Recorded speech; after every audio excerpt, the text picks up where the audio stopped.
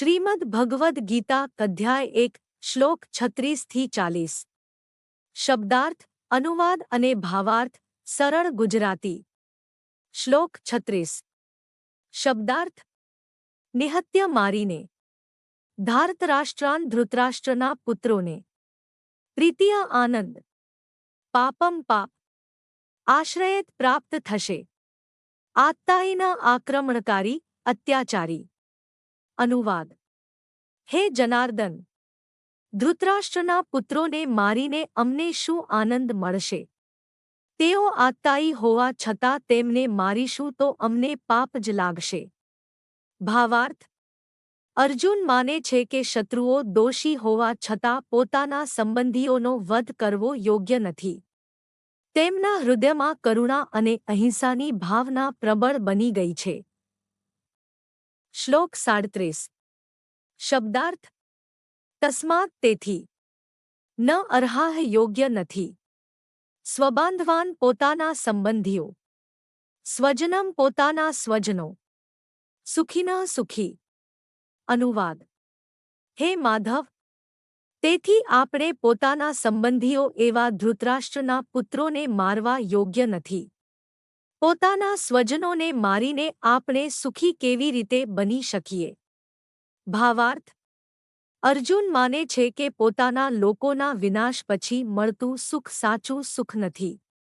શ્લોક 38 શબ્દાર્થ યદ્યપિ ભલે લોભ લાલચ ઉપહત ઢંકાયેલું ચેતસા બુદ્ધિ કુલક્ષય કુળનો નાશ દોષમ દોષ મિત્રદ્રોહ સ્વજનો સાથે દ્રોહ પાતકમ પાપ અનુવાદ ભલે લોભથી તેમની બુદ્ધિ ભ્રષ્ટ થઈ ગઈ છે અને તેઓ કુળના વિનાશ તથા સ્વજનો સાથે દ્રોહ કરવાના પાપને નથી સમજતા. ભાવાર્થ અર્જુન કહે છે કે કૌરવો લાલચના કારણે યોગ્યનો વિચાર કરી શકતા નથી. શ્લોક 39 શબ્દાર્થ કથમ કેવી રીતે જ્ઞેયમ સમજવું પાપાત પાપથી નિવર્તિતુમ દૂર રહેવું પ્રપશ્યદ્ભિઃ સ્પષ્ટ જોઈને અનુવાદ હે જનાર્દન જ્યારે આપણે કુળના વિનાશનો દોષ સારી રીતે જાણીએ છીએ ત્યારે આ પાપથી દૂર કેમ ન રહીએ? ભાવાર્થ અર્જુન માને છે કે જે વ્યક્તિ પરિણામ જાણે છે તેણે ખોટું કાર્ય કરવું જોઈએ નહીં. શ્લોક 40 શબ્દાર્થ કુલક્ષય કુળના વિનાશથી પ્રણશ્યંતી નાશ પામે છે. કુલધર્માઃ કુળની પરંપરાઓ સનાતનાઃ પ્રાચીન અધર્મ અભિભવતી હાવી થઈ જાય છે. અનુવાદ કુળના વિનાશથી તેના સનાતન કુળધર્મો નષ્ટ થઈ જાય છે અને જ્યારે ધર્મનો નાશ થાય છે ત્યારે આખા કુળમાં અધર્મ ફેલાઈ જાય છે. ભાવાર્થ અર્જુન સમજાવે છે કે યુદ્ધ માત્ર માણસોનો વિનાશ નથી કરતું પરંતુ પરિવારની સંસ્કૃતિ, પરંપરા અને ધર્મનો પણ નાશ કરે છે.